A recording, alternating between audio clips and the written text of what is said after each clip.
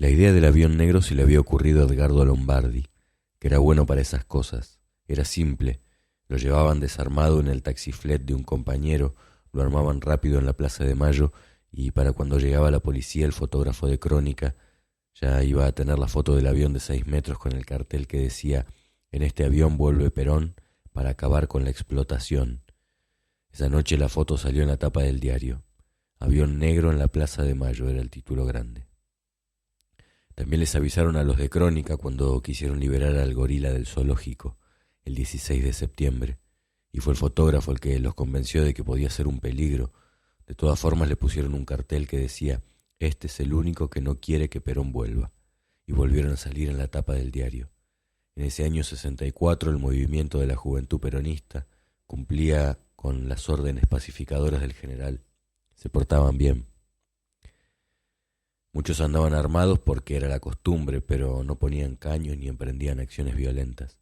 La CGT había lanzado un plan de lucha y había fábricas y talleres ocupados.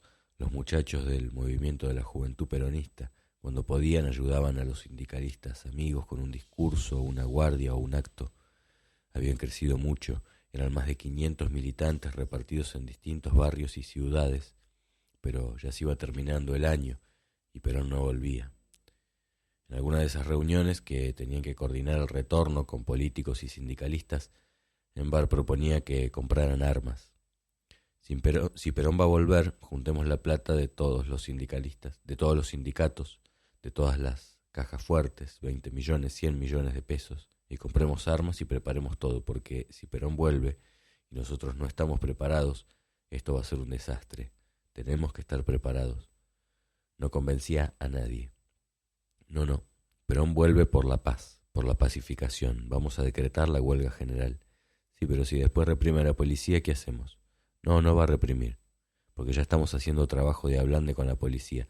El ejército no va a salir. Enver ya había oído esa historia muchas veces. En esos días también los del movimiento de la juventud peronista tuvieron un primer encontronazo con Alonso. El sindicato del vestido había comprado un hotel de turismo por mucho dinero. Los muchachos le reprochaban su reformismo. ¿Qué querés, que los trabajadores se vayan de vacaciones gracias al sindicato? Porque es más barato y entonces pueden salir con los salarios de hambre que tienen a tomar el poder para que los trabajadores puedan disfrutar de sus vacaciones, para que todos los argentinos puedan disfrutar de sus vacaciones con la plata que ellos mismos ganan, porque tienen salarios dignos. Y los otros les decían que se estaban volviendo cada vez más troscos. Fue la época en que tuvieron esa discusión sobre la plusvalía. Dardo Cabo, el hijo del sindicalista Armando Cabo, que había estado en la cárcel con su padre y con Envar, y que entonces dirigía el movimiento Nueva Argentina, les decía que no creyeran en eso, que era un invento de los bolches. Y en la juventud peronista había dos posturas muy enfrentadas. Unos estaban de acuerdo con Cabo y otros decían que no, que era una realidad verificable en la práctica. Pero esta postura la sustentaba sobre todo un tal el Pato Capelunski. Entonces los de la contra decían que claro, que ese encima de comunista era judío y por eso les quería convencer de todos esos camelos. A Envar le parecía que si el trabajador produce una mercadería por valor de tanto y le pagan tanto, la diferencia, una vez que se descuentan los insumos, es la plusvalía, y que si bien sirve en parte para amortizar el capital, es el dinero que el patrón le saca al obrero. Sin embargo, esos enfrentamientos no solían terminar en rupturas o separaciones. La discrepancia se olvidaba en las acciones compartidas, en el compañerismo o las amistades de muchos años. Ciertos datos cambiaban. Juan Domingo Perón a esa altura había hablado del gran Mao. Mao acababa de rebelarse contra la Unión Soviética y se hacía más tolerable para el anticomunismo peronista. Enver empezó a leer a Mao y también a convencerse de que Fidel Castro no era un Lonardi caribeño, sino el líder de un pueblo. Y empezó a admirar cada vez más al Che Guevara. Guevara era una figura subyugante y además servía, cosa de no perder la costumbre, para criticar a los comunistas que lo apoyaban de palabra pero no seguían sus enseñanzas, lo cual se agregaba al sonsonete habitual que habían estado con Braden en la Unión Democrática del 46, que habían estado contra Perón todo su gobierno, que habían estado con los comandos civiles de la Libertadora, que los militares les habían entregado los sindicatos peronistas, que lo habían apoyado Frondizi, y que los verdaderos continuadores del Che Guevara ya iban a ver los bolches, serían ellos, los muchachos peronistas. El 64 se acababa y Perón no volvía. El movimiento de la Juventud Peronista decidió convocar un congreso para el 30 de noviembre en Sal Si Puedes, Córdoba. Consiguieron un hotel del sindicato de telegrafistas, uno de esos hoteles que solían criticar, y reunieron 60 delegados de todo el país. El plazo que Perón les había dado estaba por vencer y el Congreso intentaba sobre todo pensar y preparar la posibilidad de acciones armadas para el año siguiente. La estrategia de la paz, decían, ya había fallado. Había un hombre que habían conocido poco antes, que los tenía bastante fascinados, Ciro Ahumada. Ahumada era un ex capitán del ejército y había intervenido en un famoso robo de explosivos en una cantera de Mendoza en el 58. Después, decía, se había preparado en Argelia y en Cuba. Más tarde empezarían a circular versiones que lo acusaban de ser de los servicios o incluso de la CIA, pero entonces el hombre tenía aureola de revolucionario. En el Congreso, Ahumada les dio las primeras clases sobre Sun Tzu, Clausewitz o Liddell-Hart, un militar británico que explicaba cómo era posible hacer mucho daño con pequeños grupos que atacan las líneas interiores del enemigo. Ahumada les hablaba de guerra popular, de guerra integral, de explosivos, de tácticas guerrilleras, y cada vez más les parecía que no había otra solución, que los militares y los gorilas no iban a entregar el poder si no se lo sacaban por la fuerza. En ello andaban cuando se enteraron que Perón estaba detenido en el aeropuerto de Río de Janeiro. Había intentado volver y las autoridades argentinas le pidieron a la brasileña que lo mandaran de nuevo a Madrid. La operación Retorno se derrumbó sin mucho estruendo. Los muchachos en Sal Si Puedes vieron que se confirmaban sus prevenciones sobre la vía pacífica. Es más, en pequeño comité, 5 o 6 resolvieron que los traidores que habían organizado todo para que fracasara tenían que pagar. El 5 de enero de 1965, Embar y otro compañero estaban parados frente a una casa cerca de Plaza Italia donde vivía el ingeniero Alberto Iturbe, uno de los responsables del operativo Retorno, uno de los que, según ellos, más había traicionado. Estaban dispuestos a matarlo. La sorpresa fue cuando lo vieron salir de su casa con Andrés Framini, a quien respetaban. No quisieron arriesgarse a matarlo también, y Embar suspendió la operación. Después, el compañero que estaba con él le reprochó que se había cagado. Hubo discusiones muy fuertes y el muchacho se fue con el grupo de Riarte. Al poco tiempo estaba haciendo entrenamiento militar en Cuba. Después habría más, pero ya en el 65 algunos argentinos empezaron a recibir entrenamiento militar en Cuba. Los muchachos del movimiento de la Juventud Peronista se jactaban de que no habían ido ni iban a ir, porque pensaban que todo ese dinero que el pueblo cubano gastaba para entrenar gente les era más necesario para comprar medicinas y alimentos, que debían pagar con dólares contantes y sonantes por causa del bloqueo. Además, la cuestión no era entrenarse, sino hacer las cosas acá, como ya lo habían hecho antes con la Resistencia y los Uturuncos. A principios del 65, la decisión de traer al general por los medios que fueran ya estaba tomada. Todavía no hacían gran cosa, pero se preparaban como el atleta que espera la carrera. Iban a tirar al tiro federal o algún descampado de Sarandí o de Quilmes. Hacían prácticas militares en la laguna de Lobos, disfrazados de pescadores melancólicos. El elenco estable seguían siendo los 10 o 12 de siempre, pero había muchos nuevos, más jóvenes, menos curtidos, igualmente entusiastas. Perón los alentaba. No intentamos de ninguna manera sustituir un hombre por otro, sino un sistema por otro sistema. No buscamos el triunfo de un hombre o de otro, sino el triunfo de una clase mayoritaria y que conforma al pueblo argentino, la clase trabajadora. Y porque buscamos el poder para esa clase mayoritaria es que debemos prevenir contra el posible espíritu revolucionario de la burguesía.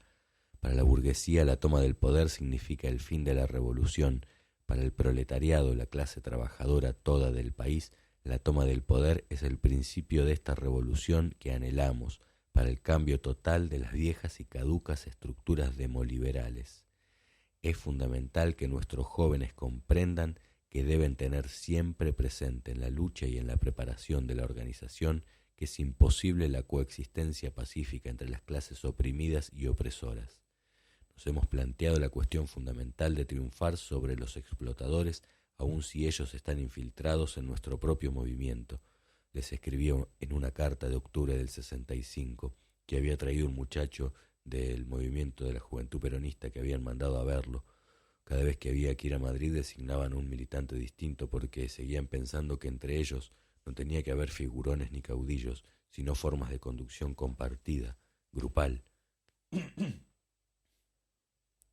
El movimiento de la Juventud Peronista tenía un pequeño arsenal guardado en una casa de donde nadie podía sacar un arma si no explicaba para qué era. En general se solían usar para defenderse en las reyertas con los grupos de Brito Lima o de Dardo Cabo, o al menos para no ir inermes a las reuniones con esos compañeros peronistas, porque a pesar de todas las promesas de unidad y juramentos de acatar las directivas de Perón, los muchachos siempre estaban a punto de enfrentarse con el grupo de Brito Lima o el de Dardo Cabo, donde un tal Giovenco azuzaba el conflicto hasta que lo echaron.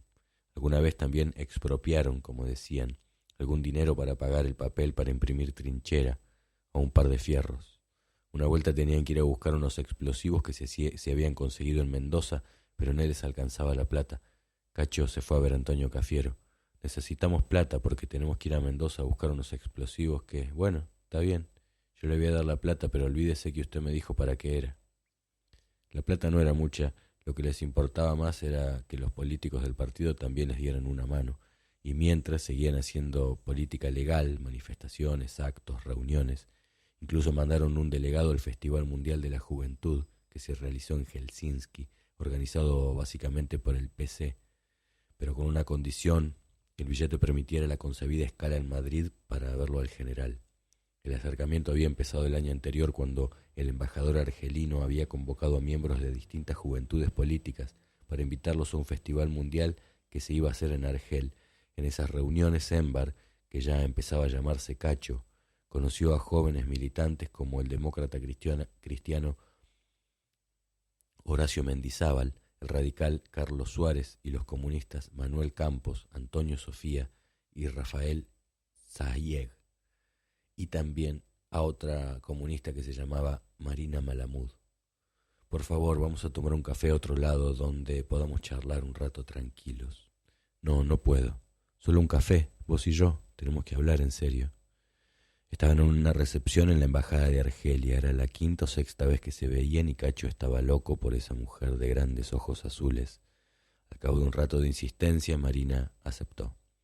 Quedaron en encontrarse poco después en el Odeón de Flores, para que nadie lo notara. Cacho saldría primero, se tomaría el 76 y unos minutos más tarde ella haría lo mismo. Sentada en una mesa del salón Familias, bien arrinconada, Cacho repasaba lo que le diría cuando la vio llegar. No sabes lo bien que me hace que hayas venido. Ella trataba de mostrarse distante, pero no sacó la mano cuando Cacho acercó la suya sobre el mantel. Marina, ya sabes que me has vuelto loco. Nunca antes había estado así. Me parece que hasta ahora no sabía lo que era estar enamorado de verdad. Cacho, no sigas, no hay ninguna posibilidad. Cacho intentó decirle que al contrario, que tenían un mundo de posibilidades por delante, pero ella lo cortó en seco. Estoy casada. ¿Cómo casada? No me dijiste nada. No llevas anillo. Marina no dijo nada. La primera línea de argumentación era un fracaso. Cacho intentó otra. ¿No me vas a decir que vos, una comunista convencida, vas a tomar en cuenta esas convenciones de la legalidad burguesa? Marina trataba de mirarlo con paciencia, como quien tiene que explicarle todo a un chico, pero ya estaba poniéndose nerviosa. La legalidad burguesa no tiene nada que ver con todo esto. Mi marido es un compañero revolucionario y además yo estoy muy enamorada de él. Vamos, ¿qué va a ser un compañero, Marina? No te niegues a la evidencia de nuestro amor. Nosotros es un compañero y además vos lo conocés bien. Cuando Marina le explicó que se trataba de Luis María Aguirre, compañero suyo del liceo con quien había vendido libros por casa por casa, muchos años antes, Cacho no podía creer en su mala suerte. Como consecuencia de esos contactos con las juventudes políticas, la JP Fue uno de los organizadores de la gran manifestación de Congreso contra la invasión de Santo Domingo por los americanos, donde los de Brito Lima se tirotearon con los comunistas y hubo un muerto por bando. Cacho a todo esto estudiaba alguna materia de derecho y ayudaba a su padre en el negocio de comprar telas en los remates de aduana, porque en esa época no había importación, pero sobre todo se estaba preparando. La actividad pública era importante, pero lo que contaba de verdad era lo que se estaba armando por debajo, en silencio. Por eso no le importó demasiado cuando el golpe de Onganía derribó al gobierno de Ilía, fruto de la proscripción del peronismo. No, tenemos que estar expectantes, tenemos que ver qué pasa. Por ahora conviene desencillar hasta que aclare, como dijo el general. No nos metamos, muchachos, vamos a ver qué pasa. En esos días de julio, Cacho y los suyos hicieron correr la bola de que iban a hacerle caso al general y quedarse a la expectativa. Era la versión pública. En privado, los 10 o 12 del núcleo duro pensaban otra cosa. Ahora que proscribieron la actividad política, intervinieron las universidades, prohibieron las huelgas, cada vez va a estar más claro que no hay otro camino que la lucha armada. Se dijeron y decidieron que iban a hacerse los boludos, lo mejor que pudieran. Hagamos una vida totalmente legal. La cana nos conoce y a los primeros que va a venir a buscar es a nosotros. Así que no nos veamos más, no hagamos más reuniones y digámosle a todos que nosotros no nos metemos más en nada, que estamos ablandados, desengañados. Cacho el Cadri se dedicó a cursar más materias, empezó a salir con una chica de la facultad y a veces se ponía nervioso cuando se enteraba de que los demás decían que se había ido al mazo. Otro que se cagó, que está borrado. Pero les había dicho a sus compañeros que alimentaran ese rumor. Cuando cualquier otro lo venía a buscar para hacer algo, se encontraba con una pared. No, hermano, yo no quiero saber nada. Pero macho, ¿no ves cómo estamos? Tenemos que dar una respuesta. No, déjame de joder, no me vengas a hablar de esas cosas. Le parecía que había llegado la hora de preparar algo serio.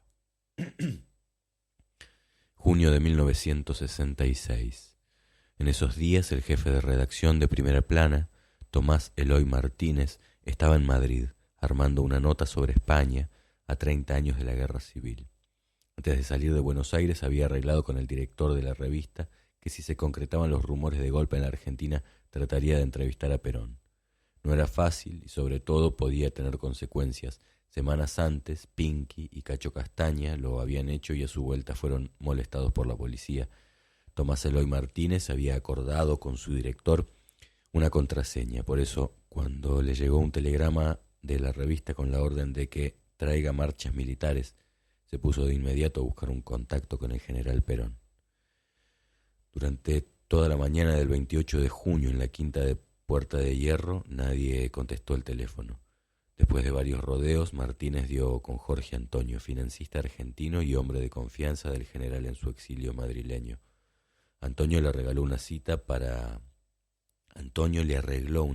para esa misma tarde en su lujosa oficina del Paseo de la Castellana. Allí bajo un gran retrato de Ernesto Guevara, Perón habló largamente con Tomás Eloy Martínez. Era su primer encuentro. El artículo publicado en la edición especial de Primera Plana del 30 de junio empezaba diciendo: en la noche del domingo 26, Perón recibió en Puerta de Hierro un cable que decía textualmente: llegaré a Madrid entre el 28 y el 29, pero probablemente anticiparé viaje 24 horas. Era la comunicación oficial de que el alzamiento contra Ilía iba a estallar. Al anochecer del martes 28, asediado por la prensa española, la que finalmente no recibió, Perón se encerró 3 horas con el enviado especial de Primera Plana, Tomás Eloy Martínez. Parecía animoso, fumando un cigarrillo detrás de otro, bebiendo té y jugo de naranjas, con un pantalón blanco cuya pulcritud cuidaba al sentarse y una camisa de mangas cortas. Antes de la conversación, Jorge Antonio le informó que Onganía asumiría el poder a las 22, hora española.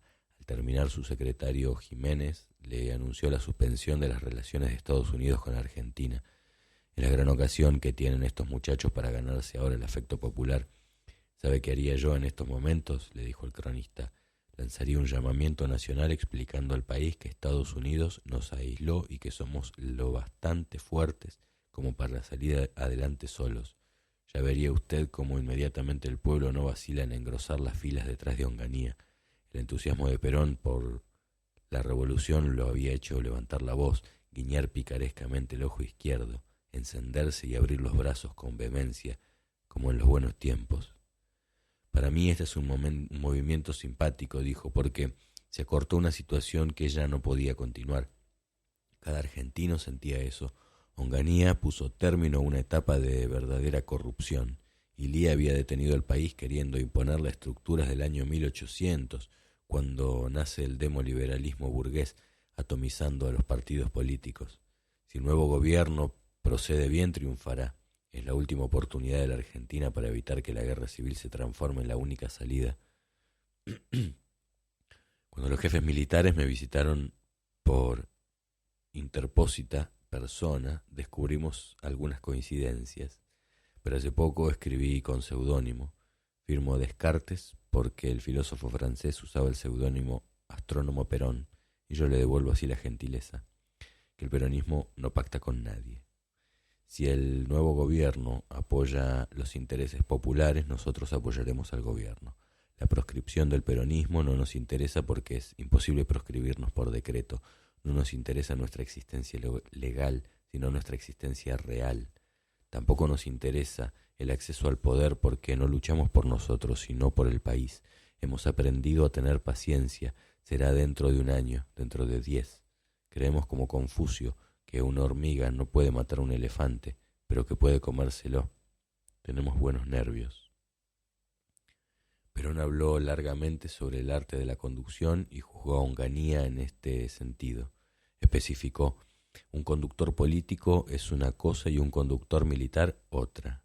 Este manda, vale decir, obliga. El conductor político persuade. Para mandar se necesita voluntad y carácter, para gobernar sensibilidad e imaginación. Si el general Onganía tiene sensibilidad e imaginación, entonces el país saldrá adelante. No conozco suficientemente a Onganía. Es un hombre que habla poco y por lo tanto es difícil de definir. Tengo la impresión de que es un buen soldado, sé que es un hombre patriota, bien intencionado y honesto, y esas son condiciones esenciales para un hombre político. Reconozco calidad a Onganía como hombre de mando en el ejército. Si Onganía se comportase en el terreno político como en el terreno militar, el país podrá andar bien. Simpatizo con el movimiento militar porque el nuevo gobierno puso coto a una situación catastrófica. Como Argentina hubiera apoyado a todo hombre que pusiera fin a la corrupción del gobierno, Ilía. La corrupción, como el pescado, empezó por la cabeza. Ilía usó fraudes, trampas, proscripciones, interpretó que la política era juego con ventaja. Y en política, como en la vida, todo jugador fullero va a parar a Villa Devoto. El hombre que acabó con eso, por supuesto, tiene que serme simpático, pero no sé si también lo será en el futuro. El defecto del actual gobierno es no saber exactamente lo que quiere, pero la cosa va a ser cuando desate el paquete, porque ellos tampoco saben qué hay allí. Argentina, prosiguió, cuando trabaja equilibra en 6 meses lo estructural y en 2 años resuelve todos los problemas económicos. En economía no hay milagros. En economía, la misión fundamental del gobierno es dar posibilidad a la gente para que se realice. El gobierno anterior fracasó porque intentó gobernar sin concurso popular. Pero para eso hace falta grandeza, olvido de las pasiones. Yo ya estoy más allá del bien y del mal.